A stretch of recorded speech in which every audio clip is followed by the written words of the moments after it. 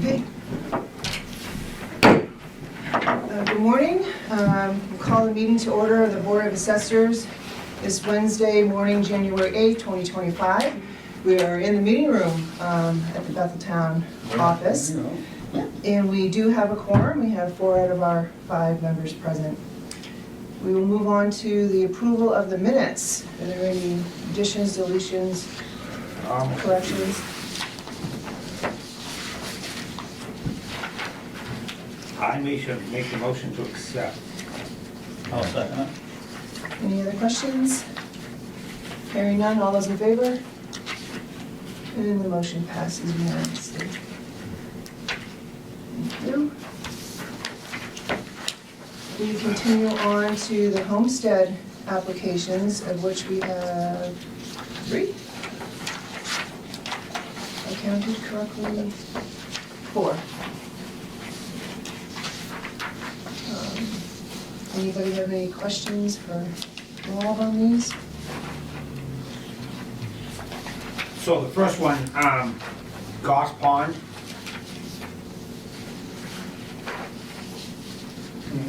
Lost Pond Road, yeah. They've got physical location of Homestead, and they've got it written as Scarborough. Am I reading that wrong? It's almost as though they flipped the Yeah, it looks like- addresses or something.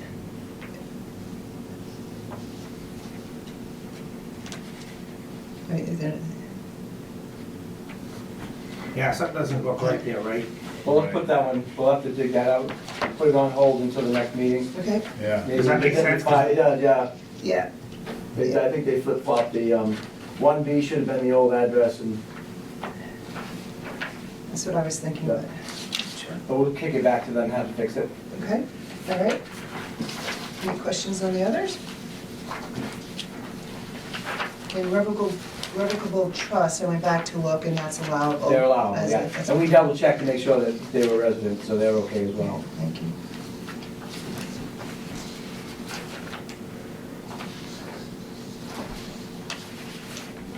So we doing the Hashimoto? That's what we're looking at? That's all I have. Yep, we can look at that one. Yep. I don't see any problem with that one. No, so you can follow that one either.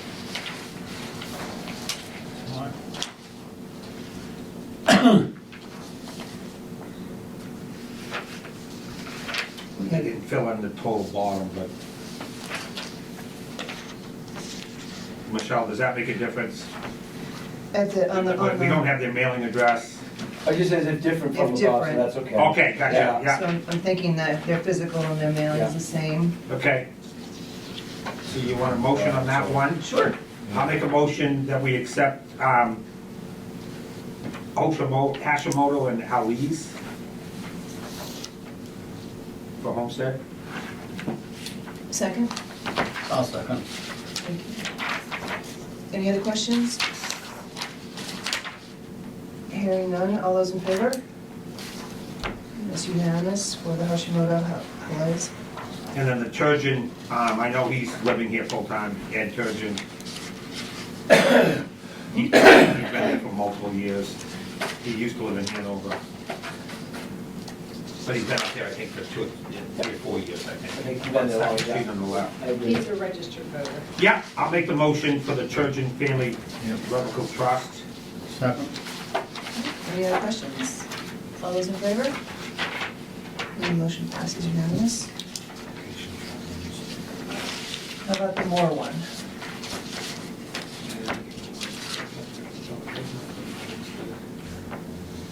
I will make the motion for more for Homestead. Second. Any other questions or comments?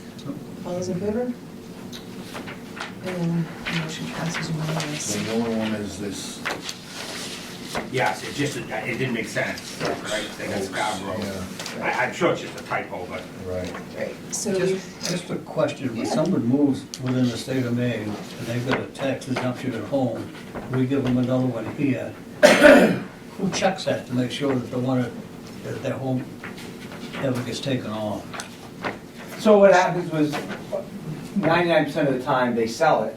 So when the deed comes in for the new owner, that would be one. And the other part would be when when they register to vote here, they have to, the town notifies their old residents that they're now a resident of vote, they're registered to vote here, they're a resident here, so they'll take them off the rolls there, and that's where the biggest thing is. So if all the paperwork catches up, That's right. they get caught up with it. Okay. And on your Oaks application, Emma did write that she called them a few weeks back to verify the actual home address, but she hasn't indicated that she's heard back from them on her notes. So she has reached out to them.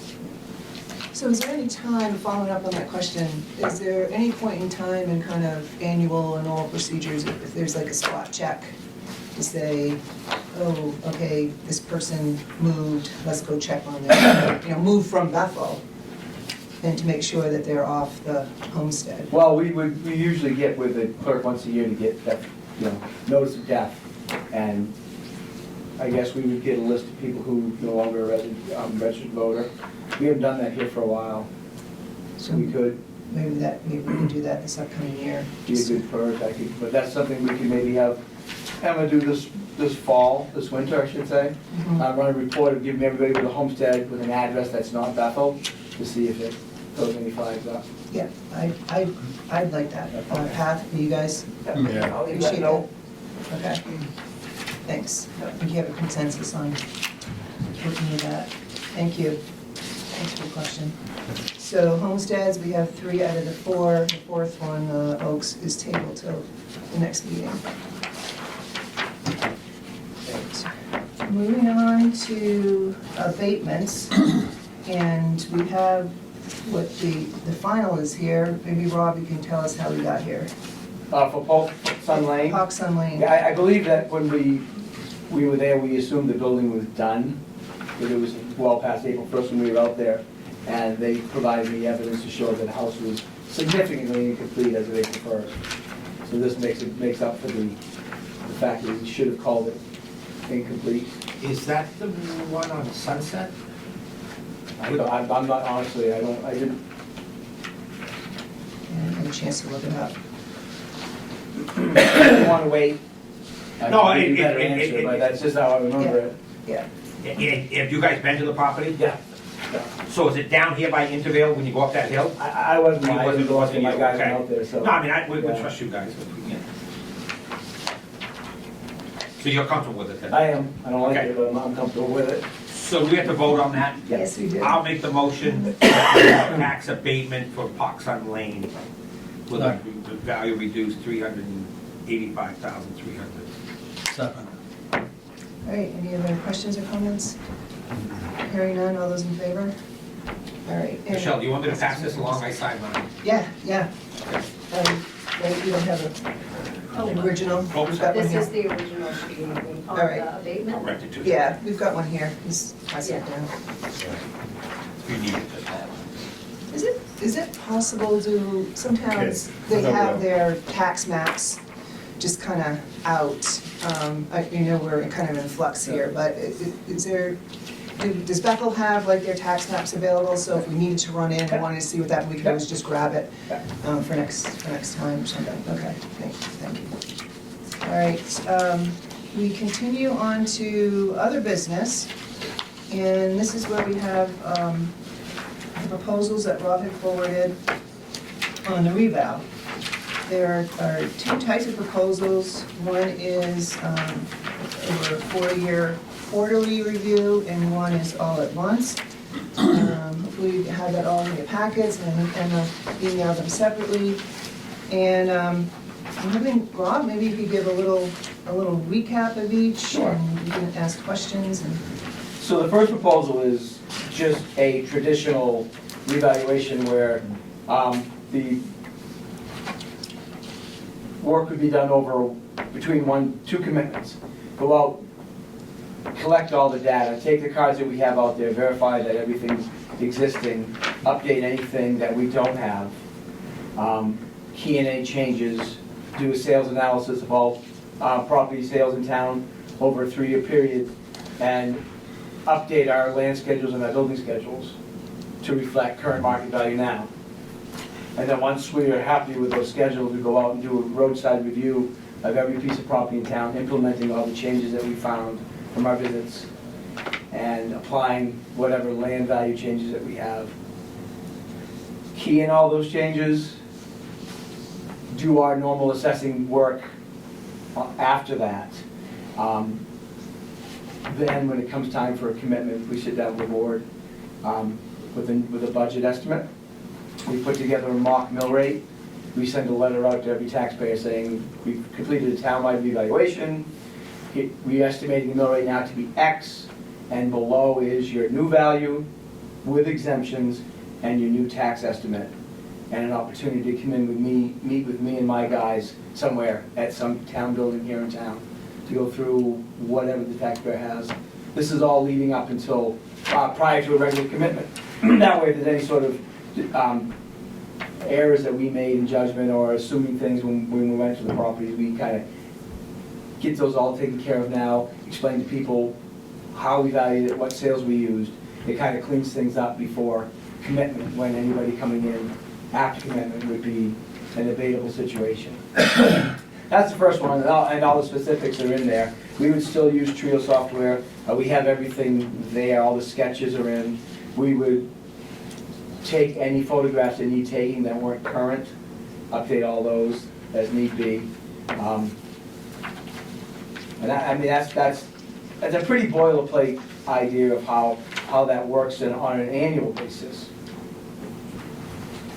Any questions on that part?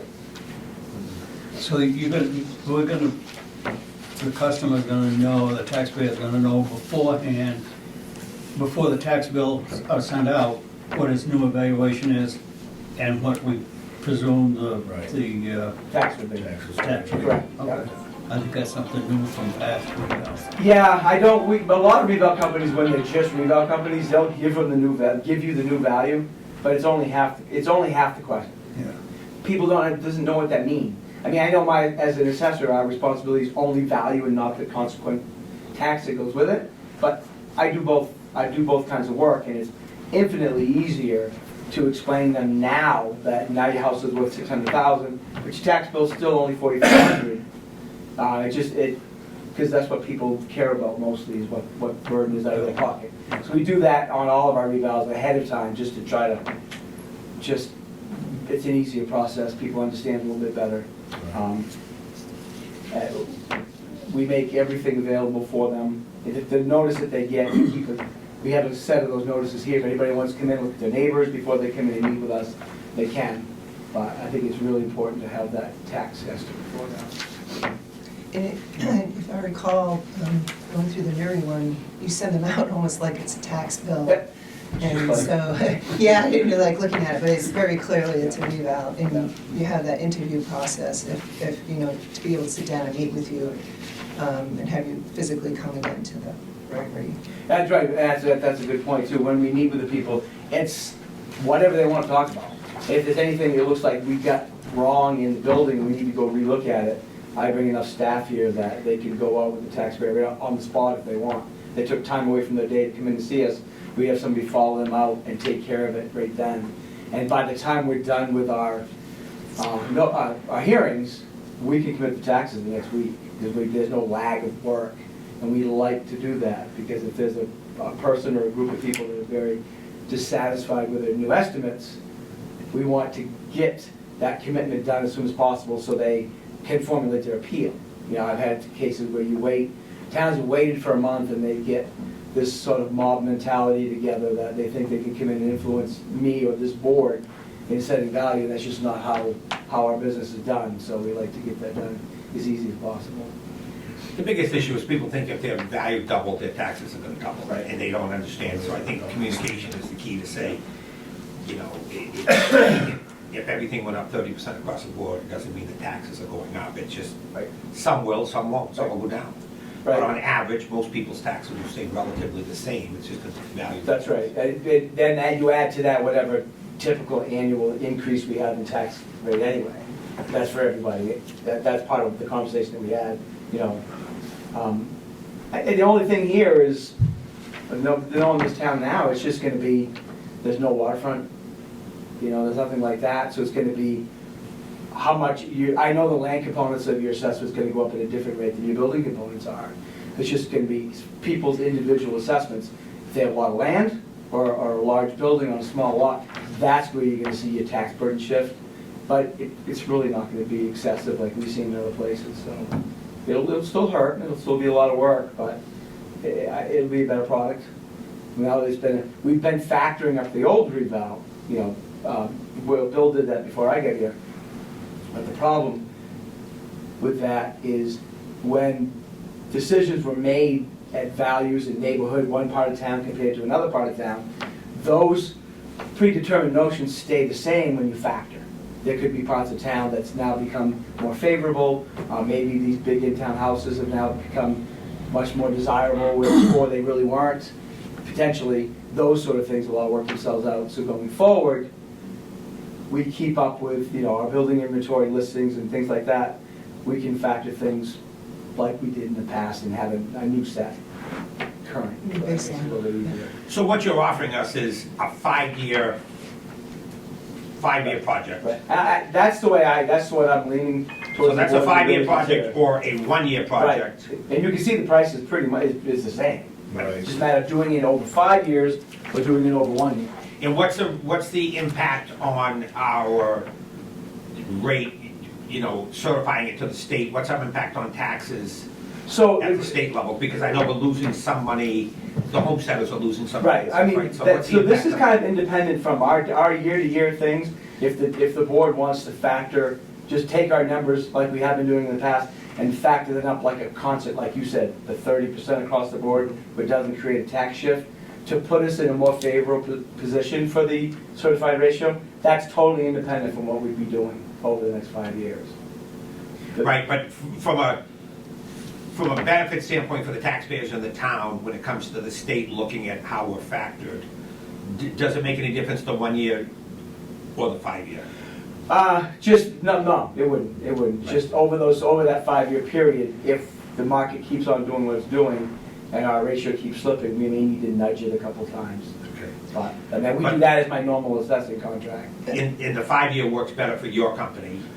Well, it is, I like it better all around because I know, as good as anybody in my seat does this job, there are things out there that we're missing. I know there's, because the first couple of years here, I didn't have a really good handle on how to follow up on the houses that the last time Ben and his workers were here, it wasn't done, and it needs a recheck. We did all we could to try to find all those, but some of those got missed. I got a couple calls my first year here that we had complete houses that were missed, that for whatever reason. Things happen. People, surprise, surprise, people don't get building permits. They do things to their property that enhances the value that they don't get a permit for, or they don't need a permit for. So the 5 year period, we can cut it back to 4 if we want. But the idea is about half the cost of a reval is visiting all those properties. Well, as you do quarter one, you're not changing your base values, but if you guys have a garage that we don't have, we'll start assessing that garage that first year. That's So what I was wondering. it pays for itself. Right, right. The idea is if it is $30,000 for us to do that job, I guarantee we will get at least half of that amount back in untapped tax that we didn't realize was out there. So when you compound that cost, half your reval is paid for because of the new taxes that we should have been. I mean, we do what we can on a regular basis to pick them up, but it's just. So that was what my question was going to be. Is it hunting and gathering every year, or do you hunt and gather and apply Right. every year? It's hunter and gathering, because we have to be consistent in our assessing Right. methodology, so we have to use what's on the books now. And the idea is, the idea is what we pick up are factual things that need to change. For whatever reason, they didn't get filed. Even negs, if somebody tore down a barn or whatever, or the house is in really disrepair, we will change it negatively as well, because it's the right thing to do. So year one, I agree with Michelle, I'm trying to figure this out. So year one, you go to a certain percentage of the houses. Right. Right? You're basically gathering information. Right. But you're not gonna apply the new value other than missed items. Correct. To that until the evaluation's completely done. Make it factually, there's two things we're doing with it. Make it factually correct and adding or taking away anything that's wrong. Anything, yeah. Exactly. Right, but somebody has a house worth 400 grand now, and you get to them year one, and you think that house is worth 600 grand, you're not bumping that house until the eval's I'm done. not even looking at any sales at that point. I'm Okay.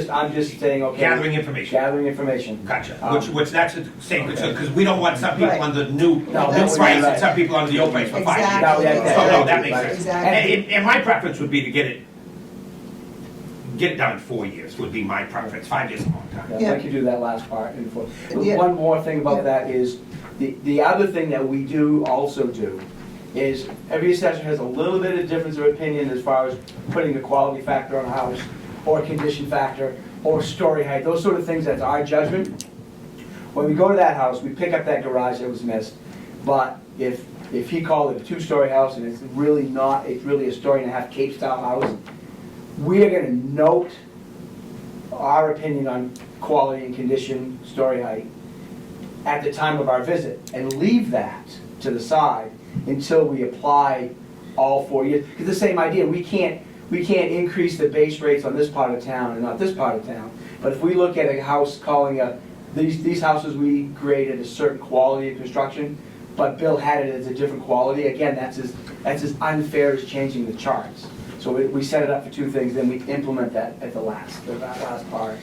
Yeah, and the town's got money, we've been setting money aside. Setting money aside, Right. and I don't know how much it is, it might be up in the 250 Right. range. We've been putting about 50K aside each year.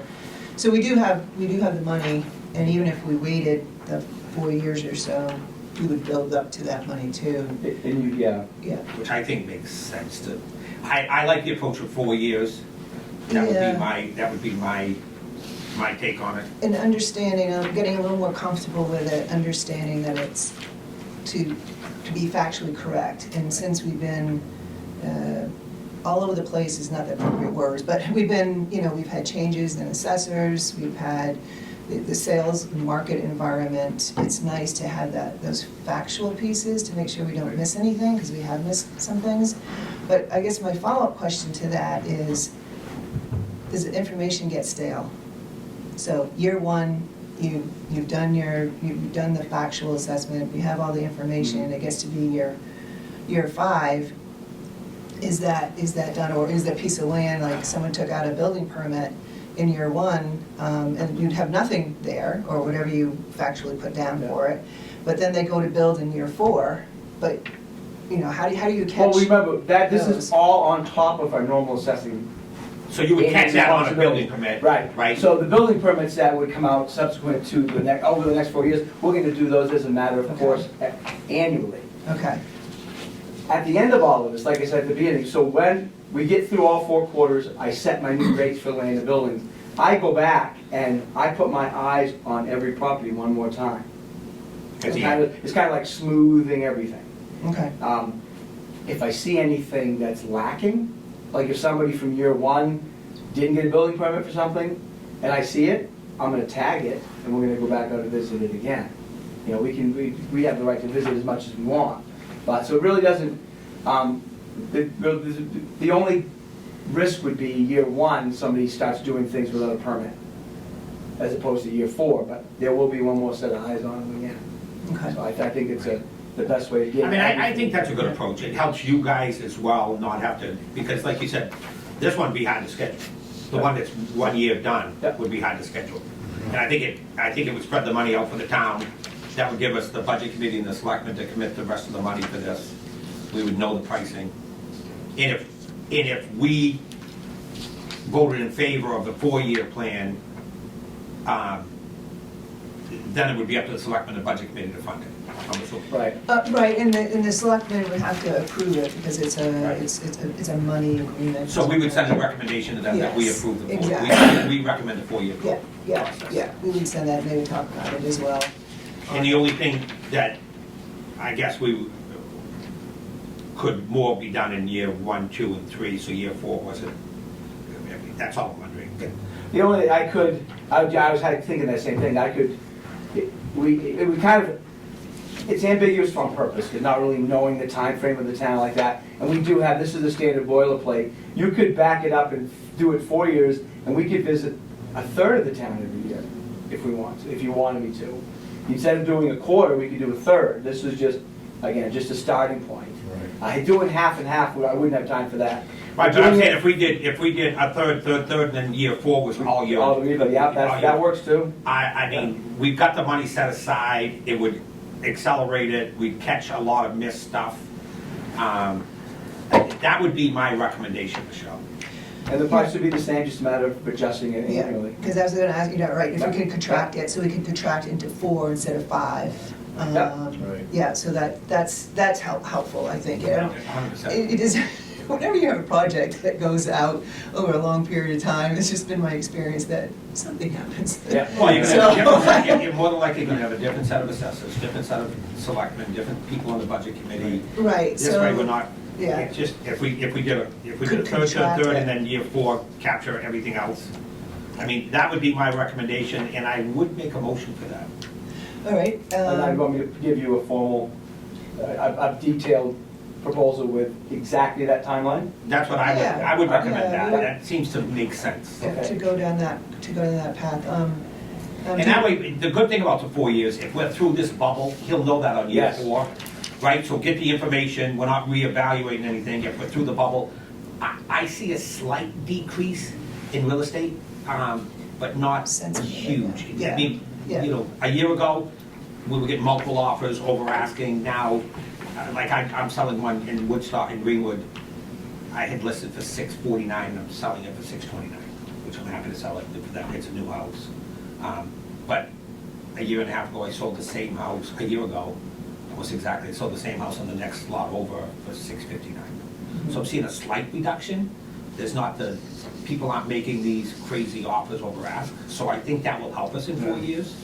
But I do see a slight decline. I don't think it's ever gonna drop out of it, the bottom's gonna drop out of it, but I do see in my real estate life, a slight decrease in values. Is that related to any more on the market? I think interest rates, I think the economy in general, interest rates, I think there was a lot of money around COVID, and people were just making crazy offers. I wondered too, that, it hit me the other day, most people who have sold a house in the last couple of years, they've made a ton of money. 100%. And it's lucky money, not earned money. You know what I mean? You were fortunate to live in a time and sell your house in a time you made a lot more money than you would have working at it. And I don't mean to bring it down in any way, but you think people, you made a couple $100,000 on the house more than you thought you would. It's easy to spend that money than it is to actually sit down and work for it and save it. To me, it's kind of like free money. Everybody has it, but I think that contributed to a lot of keeping these prices. Because if I was gonna want to buy that house and I had just sold my house and made $250,000, what's another 25 over asking? I just made $250. Correct. I could think, and that won't last forever. No, so I do see a slight decrease. I think you'll start to see that too. 5-6%. I mean, that's not huge. The cost of building is ridiculous. So I was given a quote for, It might go up even more, It's crazy. right, materials. Yeah. I was given a quote of $450 a square foot for what I wanted to build. Ridiculous. It wasn't much, but it was small, so. It's ridiculous. Yeah. The smaller it is, the higher the square foot price, because heating system, all that stuff is. Yep. People say, well, how much are you a square foot? I said, show me the blueprints. I'll get That's you right, what he that's said. right. I And don't. I was a little, still taken back by that number, but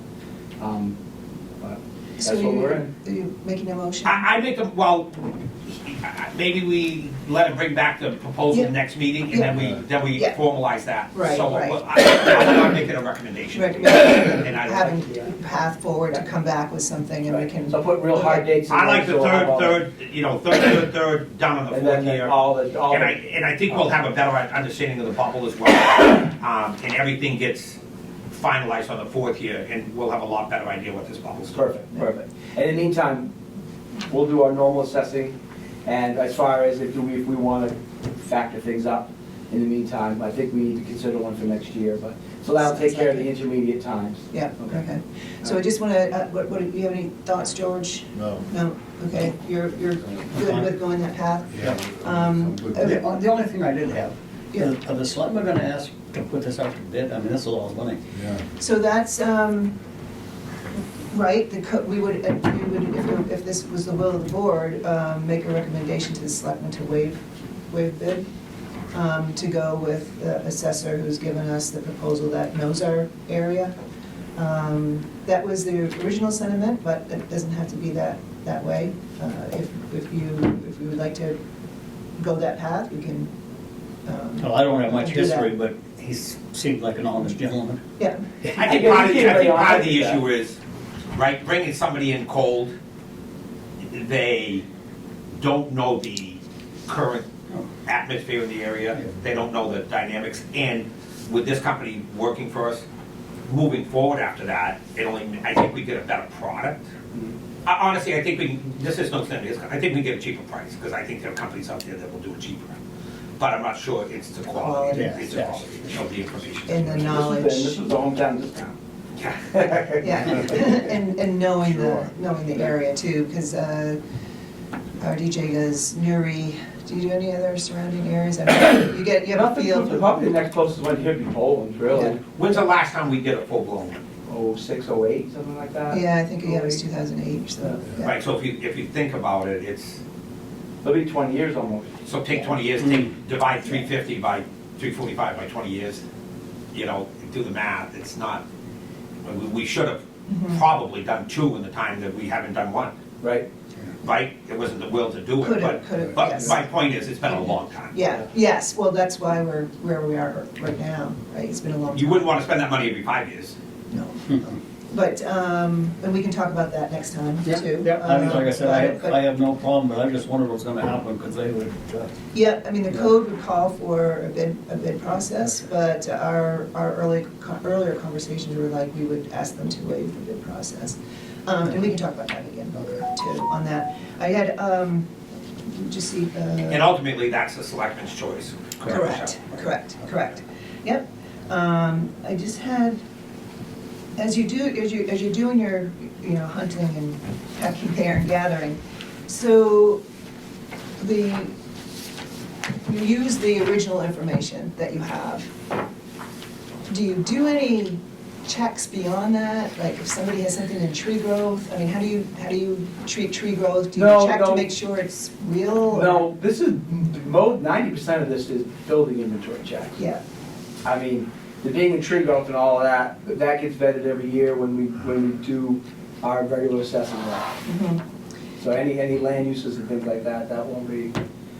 But you'll also check, like that 37 acre of land And that, too, right, right? I right. mean, But that's. just raw land. That part of it is more the final section. After you visited all 3 sections, when you do your new sales update, we go through all the current use applications to make sure that they were, implemented properly. Okay. Yeah, all and if right. anything it needs to, above and beyond what we do on an annual basis, mostly now we take care of people who want to take things out of tree growth and the requirements that people have when they buy land in tree growth. We do that annually.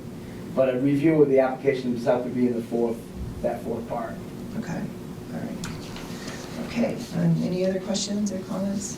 Questions No. for Rob? On this item, On this item? Yeah, No? no, I don't know this No, this- part. I talked to a couple people in the last month or so. One of them, I approached him, the other one approached me, and talked about, and they was talking about revaluation. And I said, well, it hasn't been done for almost 20 years. And they said, oh, you better believe it has. And I said, well, I don't know, I said, I don't think so, but we went back and forth a little bit.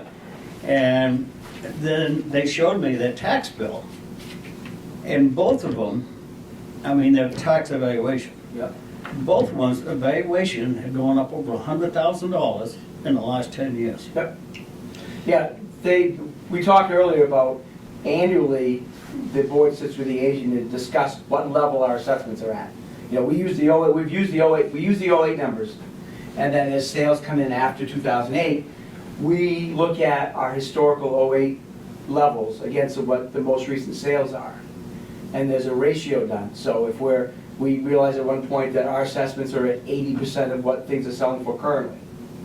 And as time's gone on, the board and the assessor's agent would have discussion, listen, the board's desire is to keep the ratio close to 100 or at 100%.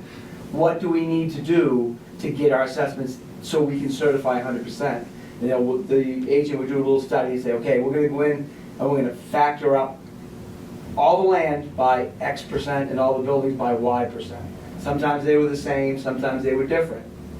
But it's a stopgap, so so it's not a full reval, because, like I said earlier, whatever was decided in '08 as far as what in town and out of town values were, commercial values were, those don't change. Just a matter of fact, when you look at out of the properties that sold, we're at 80% of market value. What do we need to do to get it to 100? So that's why you saw the values change over the last several years. And it would make sense over the last 10, because when the market crashed in '08, it took until 2015, 16 to really start to see an appreciable increase in value. Things started to increase very slightly just before COVID. So you gone from '08 to 2018, where market values in town, generally speaking, haven't really changed much. So from 18 to now, with COVID influences, things like that, that's when the towns really had to try to keep up. But everybody's across the board Right. has been bumped.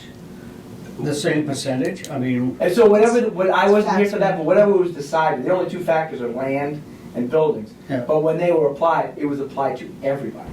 Everybody's land went up 30%. Everybody's if you- building could have gone up. so if you lived in a $100,000 house compared to a $400,000 house, you would see a substantial. Percentage-wise, they were the same, but right, the $400,000 house would be bigger. The only wrinkle to that, Mine went up too. if somebody looks at their tax burden, the homestead and veterans exemptions we give, they're $25,000 for the homestead, when we're at 100%. So when we factor to 100, and we bring that homestead from, I don't know, 18,000, 19,000 to 25,000, that's got a big impact on a $100,000 house, but it's a very small impact on a $500,000 house. So there will be a tax shift because of that factor, but that's a tax billing thing. We don't get into that at all. So that does skew what the tax out of the person's pocket every year is with that homestead, because you can't move it all that much. If we went up 30%, the homestead may not have gone up by 30%, and it's still a fixed amount. So that does, but when we when we make our decisions on value, we don't look at what the homestead impact is. So we since do- '08, no individual property has been revaled. It's just been bumped equally across, percentage-wise. Correct. So if you got a $400,000 house and you got a $100,000 house, your taxes, your bump on your fours more than the one. And it's By still 4 3/4. times The as percent much. is the Correct. same. Correct. Right, the So the tax peop- percent is the Correct. same. So the people are correct, but it wasn't a reval, it was across the board bump. Yeah. It was a So factor. if I lived in a subdivision compared to living on Vernon Street, I got the same percentage. Yep, that's right. Yeah. And if Just the didn't realize subdivision, it was so small. Right. and if the subdivision had the same worth as Vernon Street back in '08, they continue to be the same. If now you look at that subdivision, Might be different because all the worth. covenants and protection in there makes it better than an average rural house lot, that's what the reval will take care of. We'll see that things in that subdivision are selling for X% more than just scattered housing somewhere, and that's what the reval does, is a reset. But I'm assuming when you reval subdivisions, because I've done a bunch of them, 12, 15 subdivisions, they're maintaining their own roads and plowing, so that's factored in as well, But people correct? still willing to pay for Next question. X amount of dollars to be in that subdivision, knowing there's more out-of-pocket costs for those associated with it. But I'm saying you take the private road maintenance into account when you assess. We do only because we do it when we look at what they're selling for. If we, to get another wrinkle, the only thing that changes in our world, except for facts, size of the house, condition of the house, quality of the house, take that aside, we take care of that with our square foot cost, is the house lot value changes depending on where they are. So subdivision house lot, the house lot value we typically put in the subdivision with protected covenants is generally higher than something on the regular town road, because people are willing to pay more to be in there, even though they know they're paying their own road maintenance and things like that. And then you factor in also with the different lots as they're developed. Like you might have some that the road isn't open yet. Right. So, like we had some, the road wasn't open yet, so that was valued at a different than where the road was open and it had the frontage versus one that had the house being built on it. So you could have, the same, you could be selling the same price for maybe 3 lots, but they're valued differently depending on the stage. Like, lock some estates, we talked about. Yeah. We still have individual lots for all those, individual bills for all those lots, but there's nothing else. There's quite a few being built right now. Is there? Yeah. I just processed a whole bunch of newer yesterday. They deeded a bunch of stuff over in between principals, I guess. But there's a bunch of houses being built in Buxton. You probably, I don't know if you've seen those yet, but. No, yeah, nope. So like a subdivision, if somebody builds a subdivision, they get a building permit they get a planning board permit for 14 lots.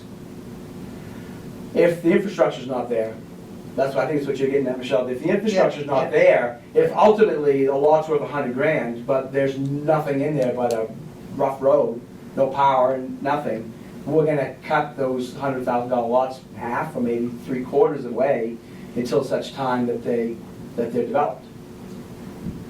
Yeah, So that makes sense. Yeah. Yeah. And there's not much of that going on right now. Mostly if somebody goes into subdivision, they're doing it. There's a demand for it, they're doing it. The new extension up on Swan Hill. Right. I think there's only one lot, or the Kevin Blood's, one lot left up there that we've sold them all, at around $100,000 each. And those you could buy for 40 before, So up on Hamlet Road.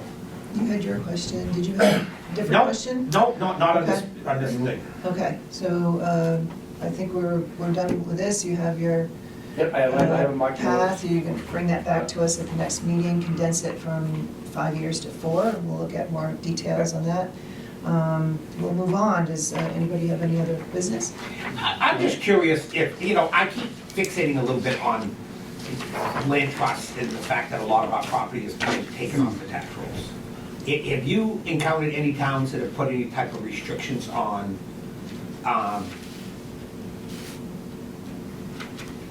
land trusts and stuff going into trusts? Have you encountered any of that? Well, yeah, we can't, there's nothing locally we can do to limit the amount of acres that go into a trust. Mhm. There's 2 things we can go. Land trust, the law is specific to say that land trusts are exempt. It's always been something that we've been dealing with. There was one court case that was basically settled that kind of leaned, that the court system was leaning towards letting all of us assessors know that if it goes to the end, it probably will be considered exempt. So a town could take a position to not exempt the land trust and see if we have a fight or abatement with them because they think they should be exempt. We don't like to go that route. That's something that the town this board can decide to do. At the time of the reval, look at all the Mahoosic land trusts and say, you know what? We don't think they're exempt. We don't think they're worthy of being exempt. Let's let them know that we're gonna assess them, but they're gonna go into the open space program, which would be, we would get something from them. Or we can do the pilot program, which we talked about before. That'd be the best way to go, I think. But either way, if the board decides to, we would tell them we're gonna tax them. They would then file for open space, which we would get taxed like they were in tree growth, but it's something. So I read somewhere that dawned on me, I don't know if it was in your letter or I had to look up something in our new assessor manual, that the exempt properties, when they go through, or when we go through a reval, that the exempt properties will get a valuation. Now, whether we use that to tax them or not is, I guess, another story. But we will have a valuation, like on the lands that Mahoosic Land Trust owns or any of the land trusts. So we will know that Right, number, right? right, And we will then- value them. And if a Mahoosic, let's just say they're exempt, we're not even gonna consider that they're in open space. We're just gonna value their acreage like whatever the schedule calls for. Okay. Yeah. My So we only want that concern, information. and I've done stuff with the Mahoosic Land Trust, I respect what they do.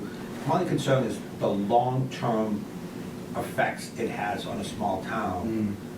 I have a saying that I use all the time, is forever is a long time. Yeah. And we benefit from new construction where new land, new houses. The town, in order for the town to keep the taxes reasonable, you need new growth. And we put how many millions on the books in the last few years, Yeah. right? So if you're not putting new buildings on the books, then the burden is on the existing taxpayers our costs go up, right? So our costs go up, every tax bill's higher. There's a lot of property in this town that's been basically put in land trust. And you start thinking 50, 100 years, 200 years down the road, if you don't have property to build on, then everybody, it is a burden on the taxpayers when we take that property off the tax bill. There's no question about it. And we have to, I think we have a Monetary, obligation yeah. to look at it and say, I'd love to see a map, and I've seen it, but I'd love to see, for the board to see a map of this area, Bethel, that's all we care about, right? I mean, is what's in a land trust right now, and realize that's expensive in this town. And I'm not saying we whack them, I'm saying I think we need to come up with something that's fair, but I think we also need to look at it and say, if this trend continues, there could realistically be a time when there's very few building lots available in this town. And Given our if you don't natural have new geography, construction, if you don't have new construction, it's costing us all money. So You know, I use you got a 2 mile road, right? Town's gotta pay to maintain that road, plow it, sand it, fix the culverts, pave it.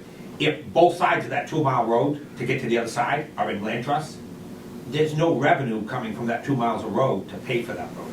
Right. So you gotta think, a lot of people don't think about that aspect, and I think it's short-sighted not to think long-term. And this has nothing to do with me being a builder. I have plenty of acres, a couple thousand acres to build on, I'm fine for the next couple of generations. But in the long term, for the town, we have to try and slow that down somehow. Yeah, and we've touched on this topic a couple of meetings, so I think I think it starts with a map, like you said. Right, right. So I don't know what in your timetable, Yeah, well, are you able to get us some sort of map? Yeah, with the GIS we have, we can put that layer on there. That would be fascinating, and then It'd be also, shocking. yeah, we could see. Chad one's got one in his office, it'd be shocking. Yeah. We could see that, and then knowing that they do get a value, Yeah. whether we choose to do exempt or not is another conversation, but I think it starts with a map, and I don't know how long it takes you to do that, or. Yeah, well, I mean, just the biggest problem, the biggest issue, I'd just like to bring it in, we put it on the monitor, or, put it on the big screen so we can see it, that would be the Okay. easiest. Yeah, One thing we could do is informally make a pilot request to the land trust. The new pilot laws allow us to ask, it isn't an any or all thing like it used to. Make a informal request, please, and just say, we do have the right to assess a pilot based on whatever part of the mill rate pertains to town services. We see in your tax bill, the town portion's X%. We could assess them a pilot tax, if you will, based on the town's cost. If they don't, you start with a gentleman's agreement, they're willing to donate X amount of dollars. If the town's happy with what they've donated, then they're fine. The new law allows us to say, listen, you're not gonna enter into an agreement with us, well, we have a right to assess you the town portion of anybody's tax. And there's teeth to that, and whether they like it or not, we can do that. I know we have talked about it, really haven't pushed the issue any further, but I think we start with just a start with a map. And then throw something up there, say, you willing to help out, people come to town specifically to go, recreate in those acres. And that puts more strain on the town roads and the services. services and such like Yeah. that. But I think it starts with a map, so that would be The great. question is, does that land benefit the locals, or does that benefit the visitors? Right. And the tax burden is on the Yeah. visitors. Yeah, I think we have to put a few roadblocks, or try to put a few roadblocks to at least make them think the next piece, can we afford to take that on with a tax commitment? Meaning can they preserve that?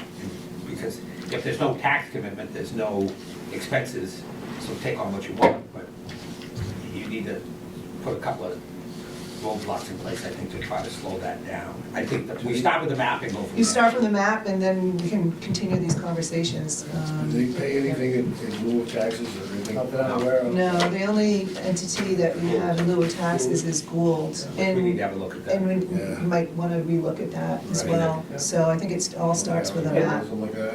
Yeah, a kid is 50 grand to go to gold, and we get 10, 15,000, 20,000 bucks. Yeah, and it's not all of their, if I understand it correctly, not all, it's only, again, only what qualifies to be exempt. I mean, they also own houses Right. and have their staff, stay in there. Those are taxable. those are taxable. And we have a lot, well, remember some of the museums in town now are partially taxed. Partially taxed if there's Um, somebody living in there, right, apartments. Yeah, and this, again, those will all be looked at the time when we're doing those final numbers, because I know we had this problem in Kents Hill, that because these students are underaged, if you have a mixed-use property where there's staffing there, but there's also students there, it's exempt, like a dormitory. Yeah. I don't know if we do that. Can't get around the law in some places. Now, that's something, I don't mind fighting, but, things we can win. Yeah, But I'm not sure how, I never even looked, it's never been a question for me, I just been Yeah. just doing the regular day-to-day Yeah. stuff, but yeah, those are things we'll look at. Anytime a land trust gets anybody who's exempt gets a new piece of property, they're required to file with us, because we don't know what their use is. They have to own it and use it for the reason they exist. They just don't own it. Like if a church was willed a woodlot somewhere, or a house lot somewhere that's not part of the church, that's taxable. But like a land trust, anytime they get a new piece, they have to file a new application with us to make sure that they're declaring that they're being used for why they exist. I like it. So I think we start with the map Yep. yep, and yep, figure that out. and then. You're talking about that, I know that the town of Newry assessed the Bingham Land Trust for a tax. It's quite a tax too, I mean, they cut wood, get some money off their wood, and half of the proceeds from the wood goes to Newry Yep. taxes. Yep. Sharon actually sent me an email the other day, I wondered what we do about that. I said, Can't do anything on it. Yeah. town-owned property in other municipalities is not exempt. Yeah. And, yeah, Yeah. so she said, anything we can do, I said, unless the board of Newry wants to give up $9,000 a year. Well, the good thing is their mill rate's what, 500? Five, Three. yeah, it's five. Yeah. Before we close up here, Pat had her hand up. Pat's a selectman. You had a question? I just had, looking for clarification on your second proposal on page 2, I believe it is. Let me see if I can get that there.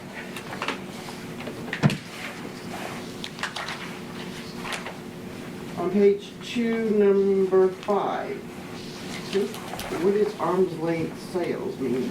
So, an arm's length sale, the only value indicators we use would be, the definition of arm's length is a property that's sold a willing buyer, willing seller, unrelated business or blood, through a broker. Those are the only sales that are considered arm's length that we would use in determining our value. So if you had two relatives that decided to privately come up with a price for a property, that those don't get included. And then number 6, to update cross files to reflect market values for Bethel as of April 11.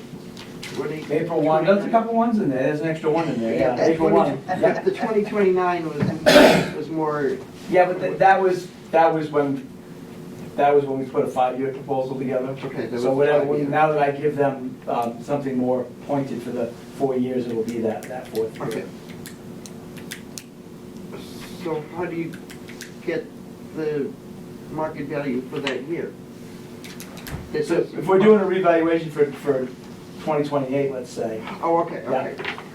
So it's for the future, right, okay. now we'll Yep. look at all, we usually go back, we look at all properties that are sold, usually we go back about 3 years. Okay, thank you. Okay, if there's no other business, how about next meeting date? Whatever works. Would you be ready for, we usually meet the second Wednesday at 8 o'clock. Of February? Would you be ready for the February 12th? Will it be February or April? Because I won't be here the second Wednesday in March. In March, then maybe we should meet in February. Sure. Just because in case we have any other homesteads or anything before. Would that work for you guys? Yeah. So two things we're looking for is the map and then the new proposal. The new Right. proposal. And then that one homestead. Homestead, right. And that won't affect their taxes, right? Nope. It's a typo. It's just going, as long as they get, Right. at this, if they put something together, it's before April 1st, we have until tax commitment to make sure they straighten it out. Yeah, Okay, but all those right. are the three things, Yep, plus whatever new yep. comes in. We had plus whatever's now, all right. And we'll be back in our old digs by then, thank God. Right, Nice right. view at the airport, but it's kind of a pain. Yeah, we're the first ones here this morning. First. How's the building, is the building ready to go here now? We'll hear more today, but yes, they are looking to move in Thursday and Are we the Friday. sacrificial lambs? We're the sacrificial Come on, lambs. You said it. I think I'm still okay. Yeah, yeah. We're And trying the it. select board, they're getting the 1-2, the assessors and the select board's here tonight, so we're getting us 1-2. They would have it done, and we're lucky to have the other properties to make it work. Yeah, and the staff has made it work, so we thank them for that. So I entertain a You motion. can't even, I can't move we use it adjourn. now. Thank you. Second. All right, all those in favor? No, no more, Raise your hand, George. All right. Meeting's adjourned. Thank Thank you, you. guys. February 12th. no more public use. Do I have to sign this out? Yes. and Okay. that's- And everybody else? I know, we Yep, got, so it's all just good. go ahead. We've been doing pretty good with Randy's on the board of Signature trustees for the water district. All right. So we've been letting us in there, but we can't do it anymore. You got the rest of it? Oh, Thank you, ma'am. we close our Legion and we're gonna have Legion meetings in the end. Can't do it anymore. I called her yesterday. Get that in. Have a lovely weekend. Thanks, Jess. Nobody else in town. Ain't no public use. Well, I'll let Well, it's you know. public from the